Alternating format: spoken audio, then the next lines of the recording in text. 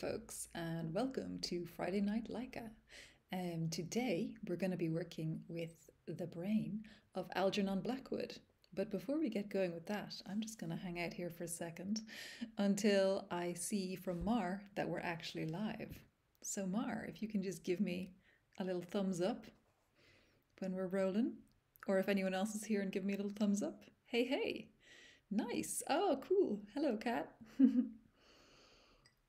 Lovely to see you here, my friend. I hope you're having a really good day. So, here we are. It's Friday Night LAIKA. Like I said, we're going to be working with the brain of Algernon Blackwood today. Before we get into that and have a little chat about him, I just want to show two things off today since the last time we did Friday Night LAIKA. So, the first one is a little quick look at the generative AI map that Sequoia brought out. And if you look at it very closely, in the writing section, you will see us, LAIKA, which is very, very exciting for us. We're really thrilled to have made it onto this map. The other thing I wanted to show you is that we are in the manual, our manual for modern living, which we made together. I know it says Charlene Putney and LAIKA, but don't worry, it is credited properly down here. We made this together on August 26th over Twitch using with our Friday Night LAIKA, and here it is, published in the first issue of Cold Signal, which is a new magazine which has a kind of focus on AI and creativity together. So it's pretty exciting, and a lot of the stuff in this magazine is brilliant. So it's a real honor to be in here, and great work, people who were with me on this. Pretty sure that was you, Kat, and also Petra. So that is our manual for modern living up on Cold Signal right now. So getting back to actual Write with LAIKA news, today we're going to work with the brain of Algernon Blackwood. And he was a science fiction and fantasy kind of writer, a writer of the weird, the general weird and supernatural. And he died in, I think, 1951 or so. So he's really from the past. And he wrote some really amazing short stories, including The Willows and The Wendigo. I don't actually know how to pronounce Wendigo, but Wendigo. And his whole kind of philosophy was about trying to find and pull out these kind of secret or hidden powers that we have within us that we don't know about. So the kind of like currents of creativity, currents of ability that are a little bit beyond our ability to understand. So I think he would have really loved working together with a bunch of people and his own brain, making some AI work together. So we're going to have a little go of that. And he was also an adventurer. He loved doing outdoorsy stuff, and also was very fond of the occult, and was member of a few different like occult societies, like the Order of the Golden Dawn. So he's right up our alley as a guy to work with. Oh, that's cool, Kat. So you actually didn't help with that one. Well, that's even better. You get to enjoy it from the scratch. Okay, so we're going to get started with Algernon. So, Kat, if anyone else is here as well, please do feel free to leap in. The way this whole thing works is that I control the keys, but it's very much a work that we work on together. So anybody who's here, if you're here, you're part of it. So have an opinion and put out an idea, put in a line, the next line, and then together we'll make it into something pretty cool. So, Kat, I do have an idea for starting today, given that I want to kind of weave us into something a little bit supernatural and spooky. I mean, as always. But do you have anything that you would like to include or to start with, or any place you want us to go? Any themes, perhaps? Extra chaotic. Okay, excellent. It's going to be so many knives, so much blood.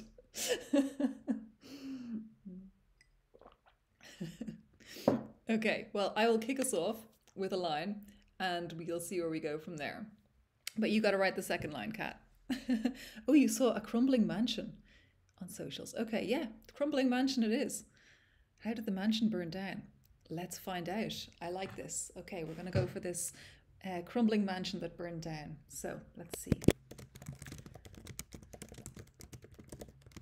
It was long after midnight, yet I was still pacing the stone floor. I was still pacing the charred ruins of the formerly grand mansion on something street. I wonder what kind of street could it be? The formerly grand mansion on. Well, let's call it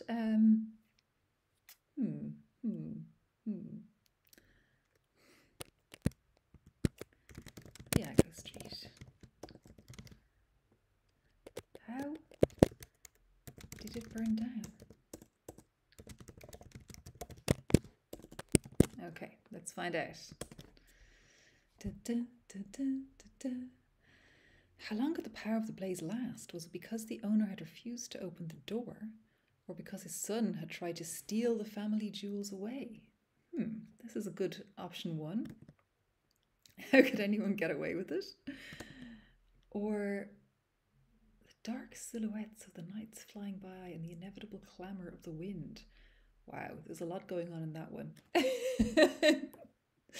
A lot of things happening. I don't know. What do you think, Kat? Which one should we go for? We can make any of them into anything. So it's like the one about the family jewels, or already working towards the crime angle, or working towards, I mean, a very poetic vibe. Why did the man not open the door? Yeah, that is interesting. Let's just have a quick look at that again and see if we can combine these two things together. Fearing the worst. Or the dark silhouettes. Okay, I think I'm just already getting a presentiment of who might be responsible. And as always, it's us. But let's take that first piece and add it into this. So I'm just going to take the little bit about the owner refusing to open the door, and then we'll pop it in here.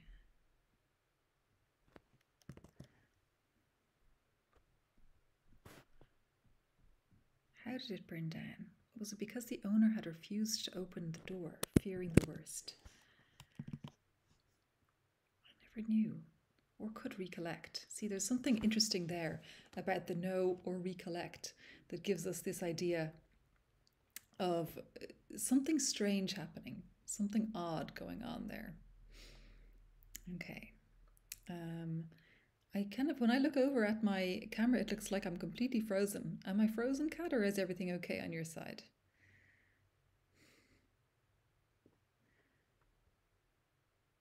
I never knew or could recollect how or by whom it was possible.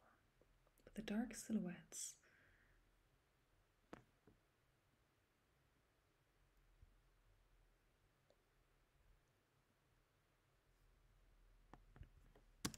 Haunted me.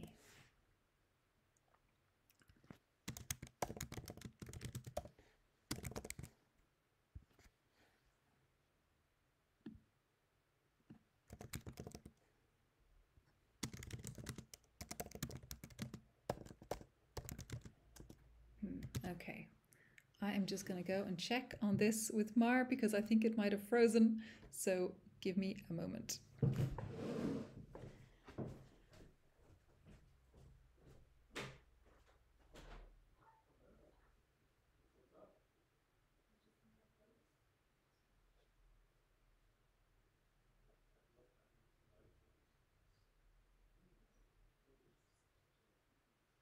My whole thing is frozen, so I can't see it anymore.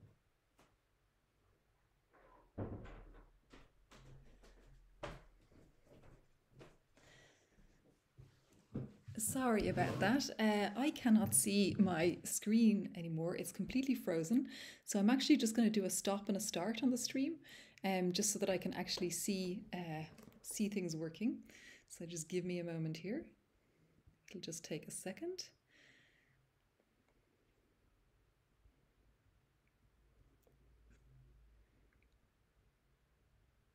Okay. Oh, okay. I didn't even see your messages, Kat, because of course the chat screen was also frozen. Okay, okay. Let's see. Hopefully this works. And if I freeze again, I'll try it again. I think it was a second screen situation. Okay, so let's see. How did it burn down? Was it because the owner had refused to open the door, fearing the worst? I never knew or could recollect how it was.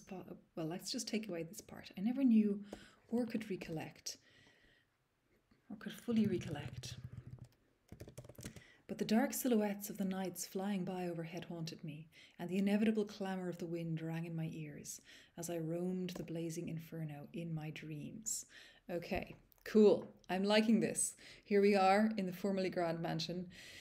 What we know about it is that it burned down. We don't know quite why yet, but we do know that there's something very suspicious about it that is in our brain, in our dreams, making us nervous and worried. So, Kat, do you have any pointers for me for where to go next?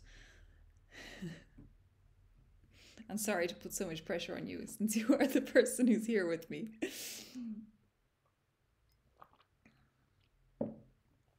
My dreams. It had been many years.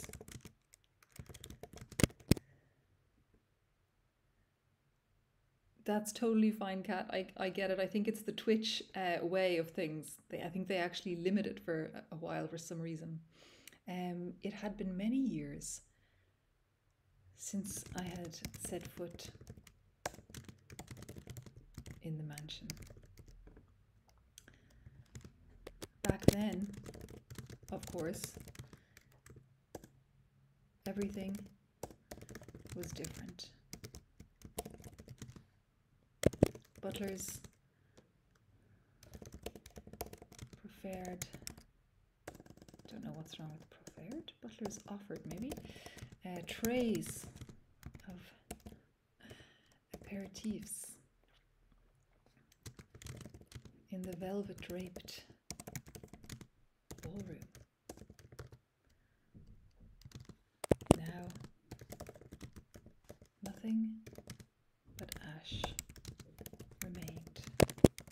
Ash and memories. Maybe there's some kind of disbelief, like no one believed the speaker or the owner about the spirits. Oh, that's nice, Kat. I like that a lot. Okay, let's poke it in that direction. Okay, nothing but ash remained. Ash and memories. One memory in particular weighed heavy on my mind. The time I told Lady Beth about the noises in the attic.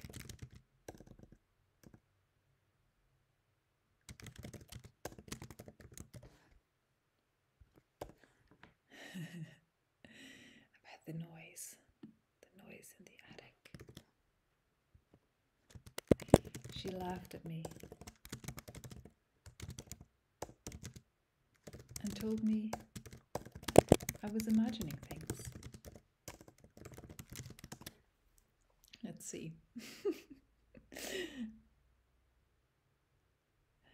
Okay, this doesn't have much going on in it.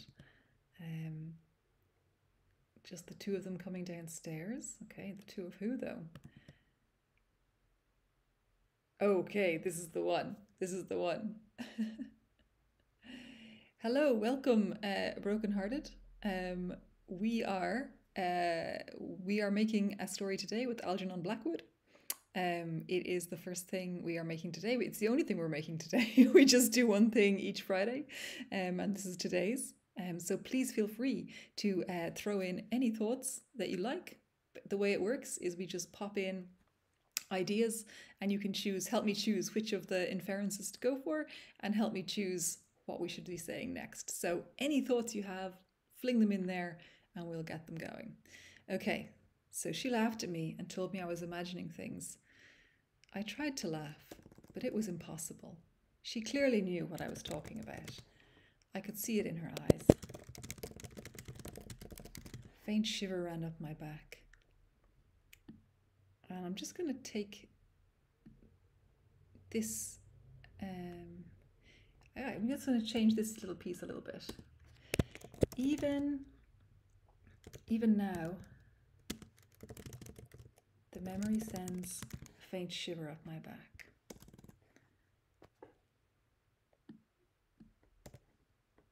Okay, so here we are. Here we are. She laughed at me. She told me I was imagining things. I tried to laugh, but it was impossible. She clearly knew what I was talking about. I could see it in her eyes. Even now, the memory sends a faint shiver up my back. I also told the butler about the noise. I thought he might be more amenable to discussing it with me.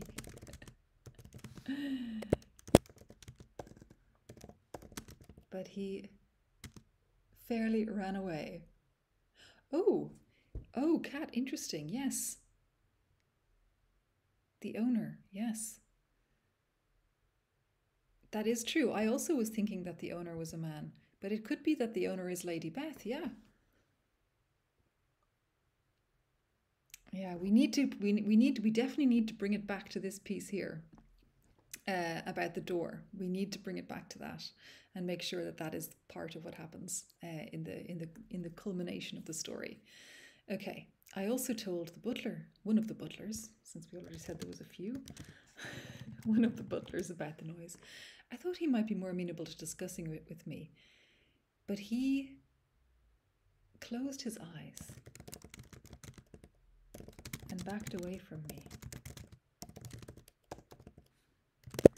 He wouldn't say anything.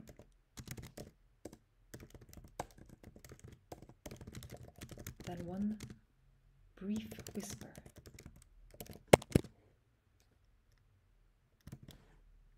Oops, oh no, I was in the wrong place there. No, I ruined the piece. Oh no. Okay, one moment. I'll bring it back and then we'll come to it. So I tried to laugh, but it was impossible. She's curious what I was talking about. I could see it in her eyes. Even now, the memory feels okay. So he closed his eyes and backed away from me. He wouldn't say anything more than one brief whisper. Let's see what he said. And Kat, you're saying something here. It's interesting to think about. Is Lady Beth gaslighting out of kindness or malice? Yes, I was assuming malice because I assume malice of all of our characters that we make together. But you're right that it could be something different. Okay, so what is he saying in his whisper? Is he saying, you must come with me? Okay, or is he saying something about strange results? That's a bit weird. Or is he saying, oh, okay, the familiar humming. I'm really into the familiar humming. I think the familiar humming might have to be it, but I'm super happy. Yes, you will be amazed, brokenhearted, about how many things we will let the reader assume by the time we get to the end of a tale. we truly do not say all of the things that there are to be said. Yeah, perfect. I will try and remember to keep scrolling down, Kat. Yeah, if you have a look, like last week we did an event with the MIT Media Lab, and in that one we made a whole story with a bunch of people, and at the end I don't think a person who wasn't in the room could really understand what was actually going on, but but we were all really in the zone. It was fantastic. Okay, so I'm going to go with this humming one because I think it's a bit more interesting than the others because it is a noise and it's kind of referring back to the stuff we're talking about. Okay. So he closed his eyes and backed away from me. He wouldn't say anything more than one brief whisper.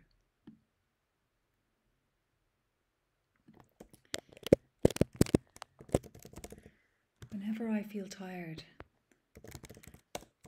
that's when I'm sure I hear the familiar humming beginning again.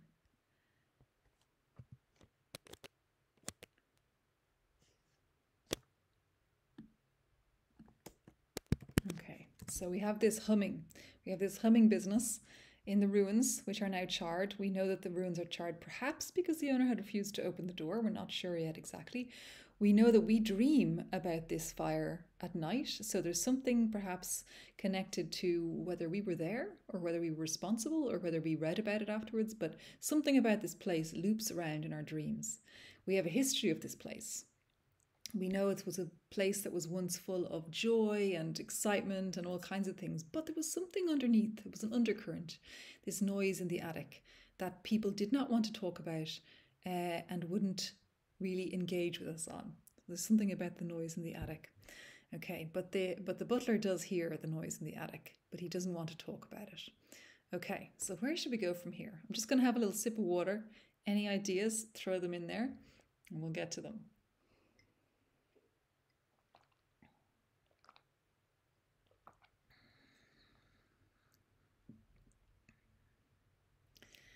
Okay, so what I'm thinking is that we might want to bring it together to a specific event.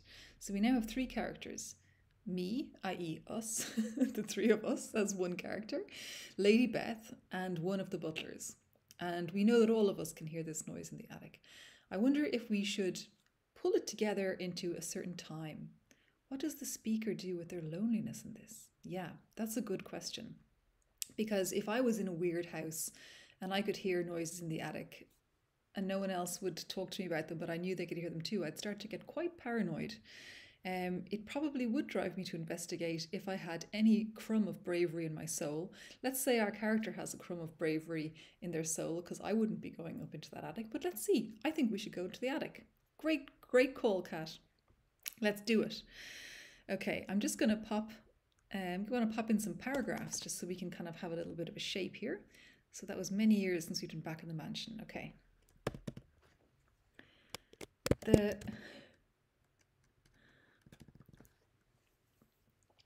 Okay.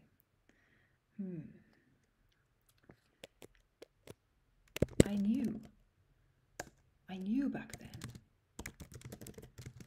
I knew that there was something unsettling up there. I'm just getting into my italic game now. I'm a very much an over-italicizer, so sorry about that. Ooh, catch you of more. Why is the speaker there? Oh, a child. Oh, that's really interesting. Maybe we were the child of the place. No. But I like this child, yeah. The time I told Lady Beth about the noise.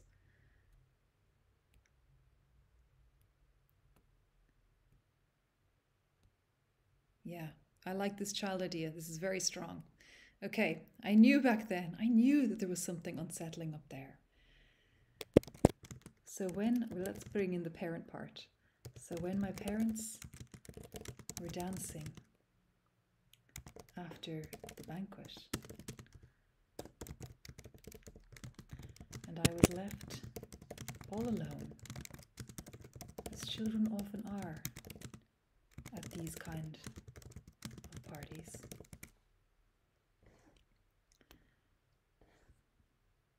Let's just add in a little bit more differentiation of the punctuation here so it's not so commerific. Okay, as children often are at these kind of parties.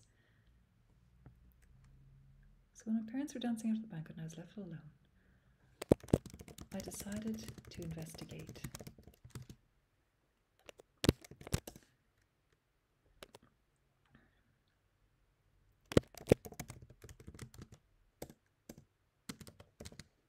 Wrapping my warm scarf about me,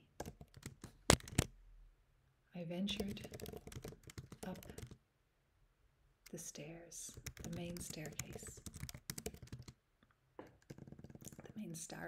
The main staircase. Oh, I like that, Kat, yeah. Ventured up the main staircase. The noise, the sounds of revelry were below me, and the noise was above. The noise was above. Up and up I climbed to the third floor, the fourth, the fifth, until finally I stood before the attic, the hatch to the attic. Okay, I've written a lot here. We should be letting Algernon have a little go as well. Oh, but what are you saying, Kat? They couldn't, yeah. Could they really not hear it? Could they not want to acknowledge it? Yeah, exactly. Why are they all pretending that nothing is going on? The noise was deafening up here. Why were all the adults ignoring it?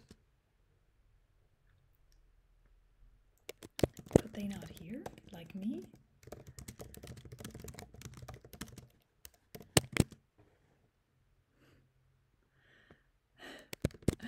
I reached out and opened the hatch. Okay, let's see what Algernon has to say.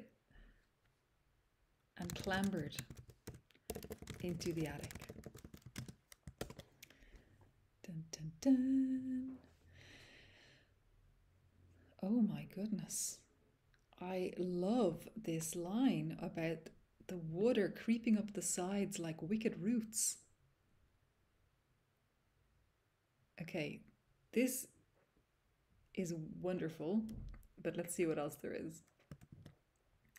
Shorthouse's room. The sign of the times was not good. Okay, but oh, but I lit a match.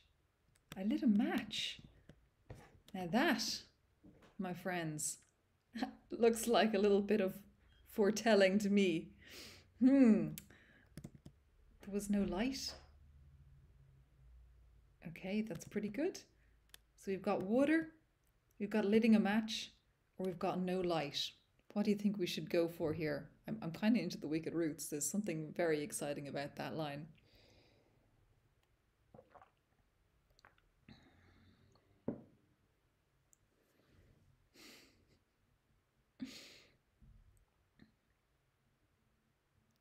Wicked roots. Yeah, okay, we got it. So, and then I'm just going to change the water to just water because, you know, we hadn't said there's no specific water, which was creeping up the sides. The attic like wicked roots. Had reduced the space to a narrow crawl. At the foot of the ladder there hung a wooden beam. I think we'll just get rid of that part because we're already in the attic. So we don't perhaps need that piece. Where does the humming come from? Shriveled boards due to the water. Ooh, shriveled boards, yeah. That shriveled the boards. That's a really nice, Cat. Really nice addition. Shriveled the board and reduced the space to a narrow crawl. Okay, lovely. So I crawled in. I mean, I crawled in, hand over hand, trying to keep from touching the edges.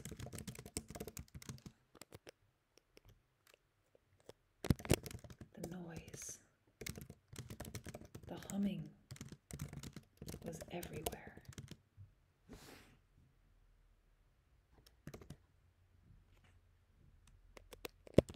What caused the humming? Let's see what Algernon has to say.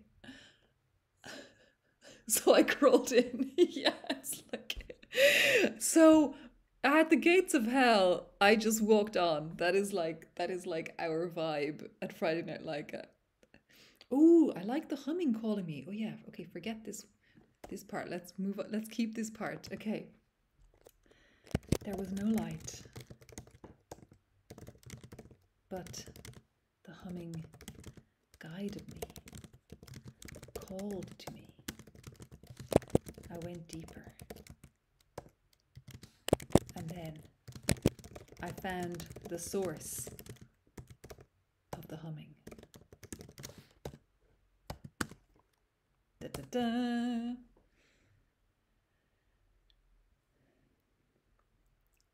Oh.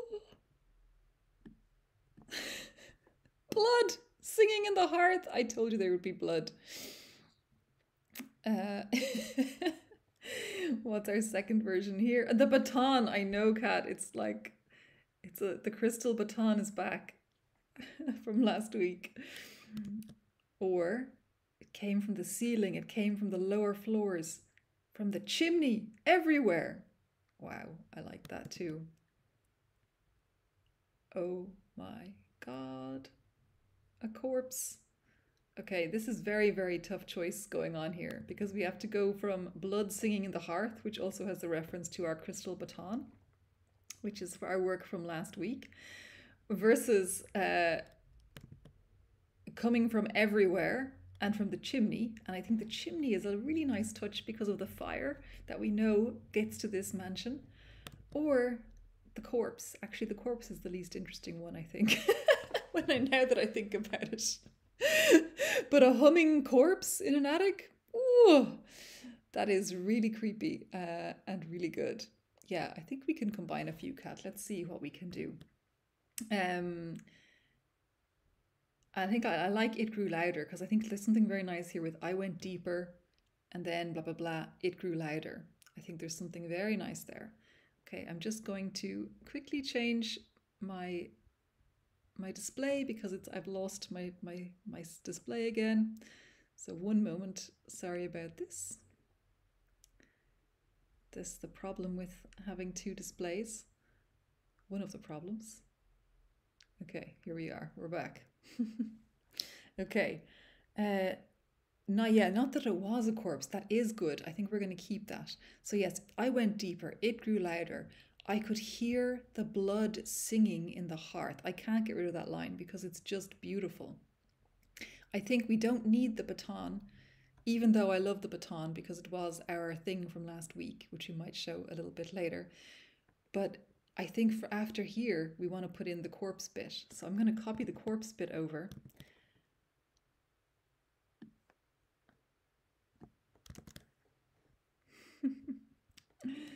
Oh, I love this. Okay, so I'm going to pop that in here. I could hear the blood singing in the hearth. I was trembling as my hand reached out and touched what was there. My first thought was that I had touched a corpse. But the reality was in fact worse than that.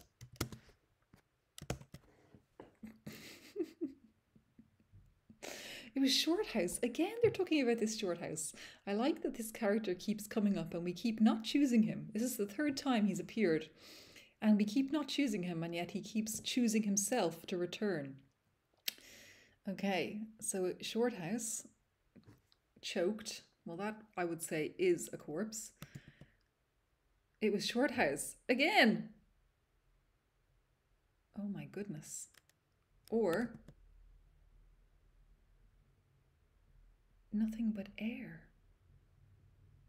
Okay, this is very weird. This is very weird. But so our choices are two different versions of Shorthouse. So Shorthouse, I think, being alive, but strangely bound. I mean, if he's not a corpse, he's got to be alive, right? Or nothing but air. Okay, so maybe like I suppose if you have your hand out and there's some kind of like warm vibrating air, that could perhaps feel like a corpse. Yeah, he's on his way.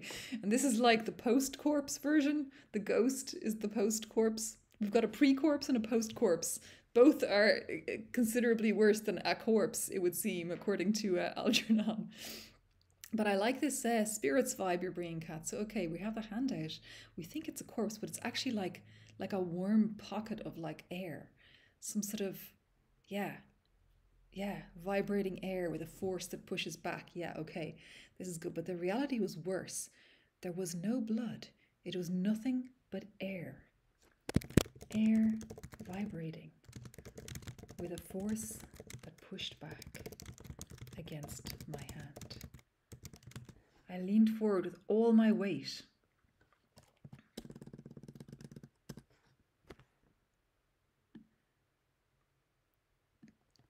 But what? But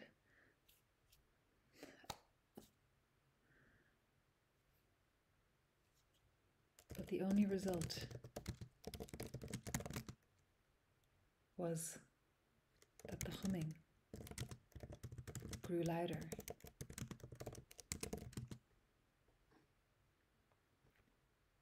It was deafening. I pulled my hands back to cover my ears.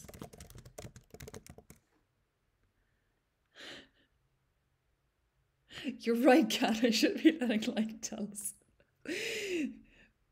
But I pulled my hands back to cover my ears. And then I saw. Okay, and then I saw it was huge. The unmistakable outline of a human figure pressing against the wall. Came again, it was gone. The humming continued still, louder than before, but faded rapidly. I think that's the ghost pushing past us to get out of the attic. Okay, what are the other options? So this is pretty good. Reflection or darkness? Or the whole room vigorously shaken, rushed into an atmosphere of intense humming. So I like this as well. This is actually, if we didn't have the first one, I would say this is really good, but I cannot resist this human figure made of air who was definitely some kind of ghost. Okay, it was huge. It was the unmistakable outline of a human figure. I think we can take away the pressing against the wall. Then it rushed past me. Rushed past me, down the hatch. It was gone. The sound was fading. Well, the humming fading, actually. The humming faded. The humming faded. The humming faded rapidly. And I was left alone. Okay. This is really cool. I love where these things come. It's just amazing. Let's add in another paragraph. I'm just going to grab a little look at the shape here. So we have to remember to kind of pull ourselves back here to the fire and Lady Beth and the butler. Okay, so I'm going to bring the hatch down to another level. Okay, the humming faded and I was left alone. So here we go. The ghost in the attic has now escaped. They were clearly calling to us, to somebody, to anybody, to come and release them, to free them. And now they have been unleashed into the house, into the party, full of dancing and banqueting and fancy people with their aperitifs and the butlers. So we know what is going to happen. What's going to happen is that the house is going to burn down. And when we say that the owner refused to open the door, I think, to be honest, we could very clearly say that this is Lady Beth refusing to open the hatch, fearing the worst. And I mean, why wouldn't she fear the worst? Because there is, in fact, something up there, a ghost, trapped. Why was the ghost up there? What was Lady Beth up to? Very, very good. I'm loving it. Okay, so here we go. Now that we're here, the ghost has gone downstairs. We're up in the attic. We are going to have to get out of this house before it burns to the ground. So I ran. I ran as fast as a child can run. I fell down at least one of the flights of stairs, skinning my knees and scraping my palms.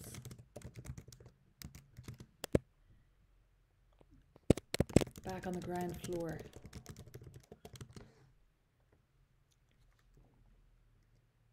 The adults were, well, what were they doing? I was going to say they were screaming. I was going to already start saying that they knew what was going on, but let's see. Let's see what they were up to. The adults were out.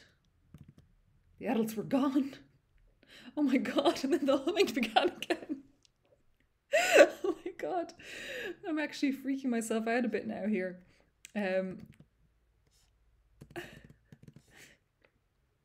adults were standing just outside the door. Maybe claw the way out first, since we had a tunnel, or did the tunnel change now? Oh yeah, we had to claw. We had to claw first, yeah. I clawed my way back to the hatch, and then I ran. Okay. The adults. So, whoops. This was that weird bug that we had before. The adults were out. The adults were gone. I think the adults were gone is actually pretty good, because if the ghost went down, we could imagine the ghost can get down the stairs a lot quicker than us, the child, and could have scared people out. And I think that works. Either that, or they're standing outside the door talking animatedly. What do you think? Standing outside the door or gone?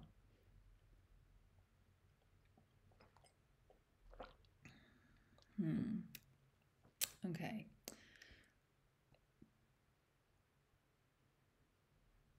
I'm gonna keep them standing outside the door, talking animatedly. The adults were standing just outside the door, talking animatedly. Nobody noticed me as I tumbled out the front door.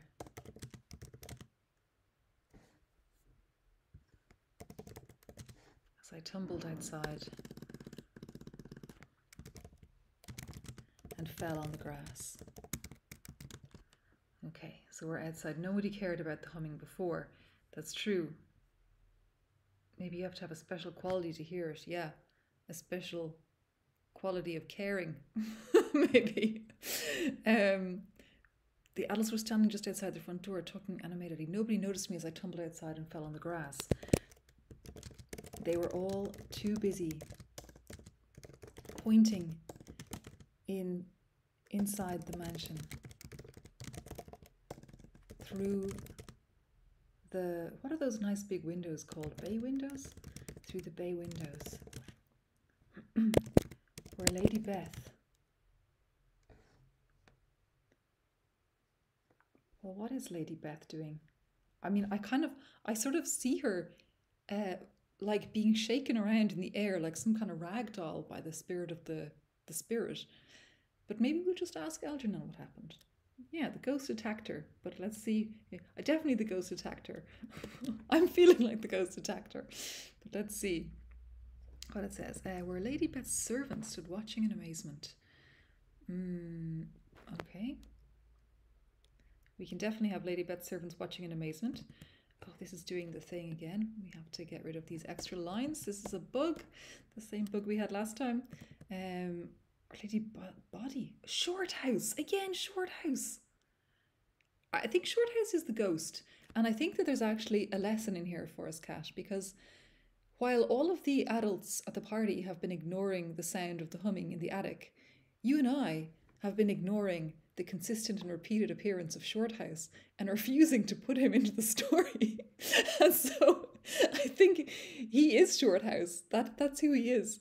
That's his name. We don't need to say his name in the story, but he's definitely Shorthouse. We know that. We can know that ourselves. Okay. His face in a peculiar snarl. Oof.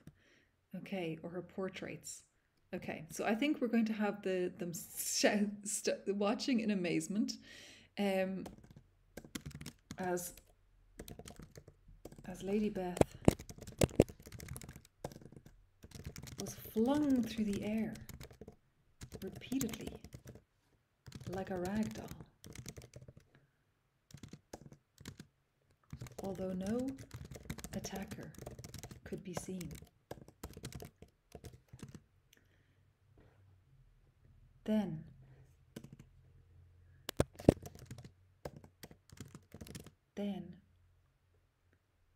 the edge of her ball gown caught on the candelabra.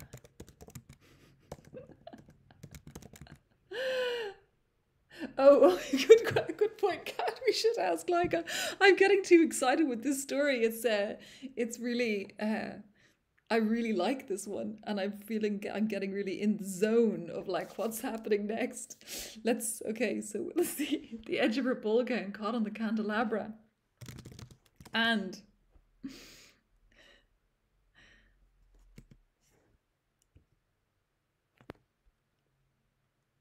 I like that candle flame like quivering lights. Oops, it's doing the thing again. I will make it again in a second. Okay, her bulging eyes. Okay. And the candle flame danced in the glitter of her gown like quivering lights in a theatre. Boy, boy, boy. Yeah, I think we are really on the same wavelength, Kat. I feel like you and me should also have like a Google Doc where we make a story together and we just bounce off each other. Just like you and me. But this, yes, I think, okay, so I think we know what happened here. We don't know why Lady Beth killed Shorthouse, clearly, and put his corpse in the attic, where he withered away to nothing and became a ghost who was humming for us to come and get him.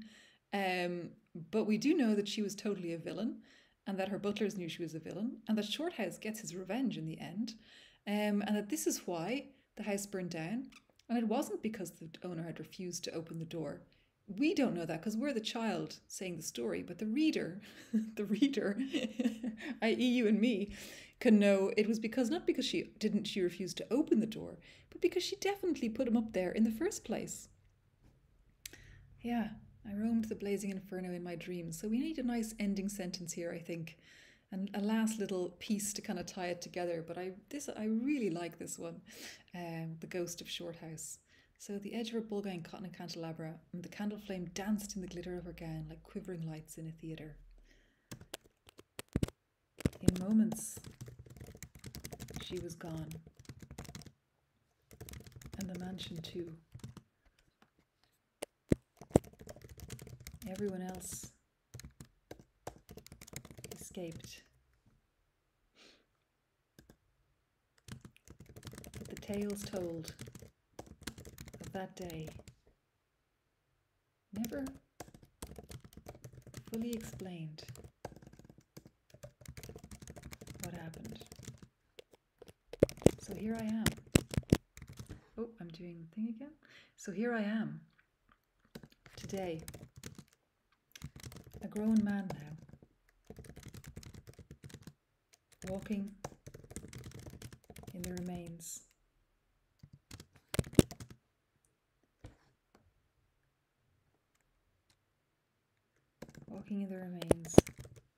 walking in my memories,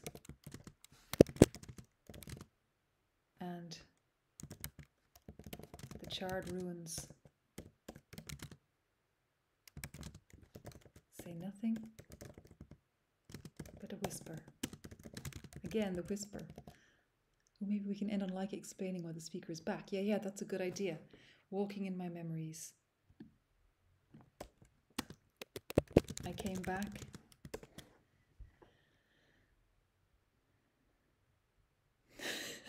Aunt Julia. No, we're not bringing in Aunt Julia now, Laika.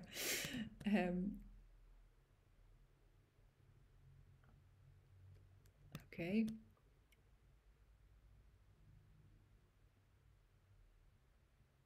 Oh, okay. I'm taking out the New York because I don't think we need the New York.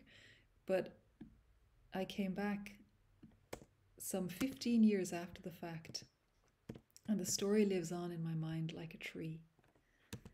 Every branch, a different explanation, but none of them bearing fruit.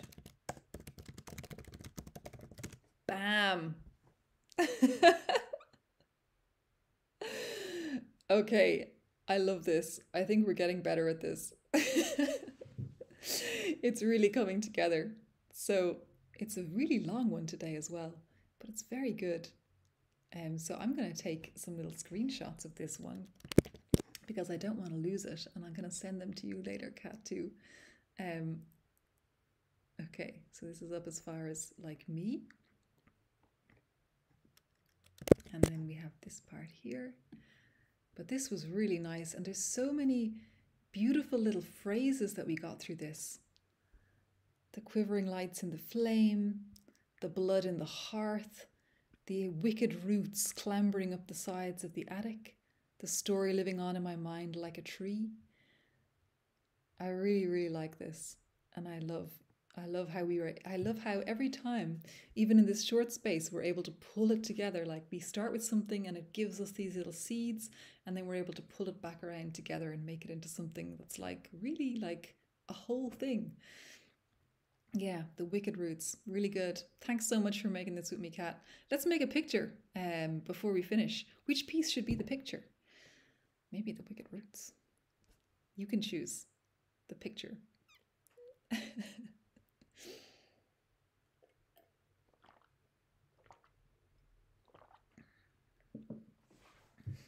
Wicked roots. Okay, let's get them. Okay, so water creeping up the sides of the attic like wicked roots. Let's take this whole piece here from I reached up to the edges. Maybe even the humming. I don't know, it might bring in some humming. Let's see. Okay, so we'll take it into our Discord and give it a try. And I think we might want to say spooky, spooky, Victorian era, washed out colors. Let's see what it gives us, if anything. See what kind of stuff we get. But I'm very happy with this one. Dun dun.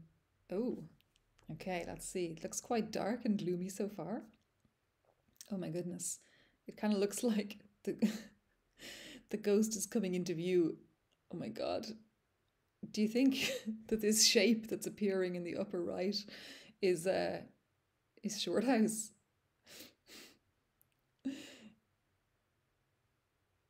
Wow. Okay, there's really a lot going on in these pictures. Yeah, but there's definitely something happening here. Okay, I really like, I think the bottom left feels good, or the top left. I don't know. What do you think, Kat? Which is our one? Or do you want a variation on any of them? Yeah, bottom left? Okay. So I'm going to upscale number 3. Yeah, we can upscale number 1 as well. And add them to ourselves. And then just for folks who haven't been around, I wanted to show the AI Alchemy Lab. If we have a look there, if you would like. You can see there what we did at the MIT Media Lab. You just go to the AI Alchemy at Media Lab, and you can see our Crystal Baton tarot card, our story that we made with a few spooky writers, and also the description of our wonderful tarot card there. So that's at aialchemy.media.mit.edu/Charlene, and you can see it there as part of the AI Alchemy Lab. Okay, now let's see about, yeah, the crystal baton is fantastic, isn't it, Kat? I love it. And then if we have a look at our pictures, we're at 86% on these. Oh, these are so good. Oh, wow. Now that this one is upscaled, I can really see the twisted roots, the wicked roots here. This one looks like it's in the snow, but this one, look, there's the wicked roots. Okay, I'm going to save this one. wickedroots.jpg. Wonderful. And then this one is like wicked roots in the snow.biz. Okay, wonderful. Well then, thank you so much for being here today, Kat, and making this with me. I had a really good time. I feel super, super creative and happy. I think Algernon is a great brain. He's maybe one of my new favorites. He really brings the poetry. So thanks so much for being here with me, my friend. And I will see you again soon. And anyone else, if you would like to join us next time, come on down. This will be up on YouTube on Monday. We always put it up on Mondays. So have a look. We have all of them up on YouTube on our writewithlaika.com channel. And yeah, hope to see you again next time. And thanks so much, Kat. You're so great. You're so great at this stuff. You really give great prompts and it's great bouncing off the stuff with you. So yeah, see you again.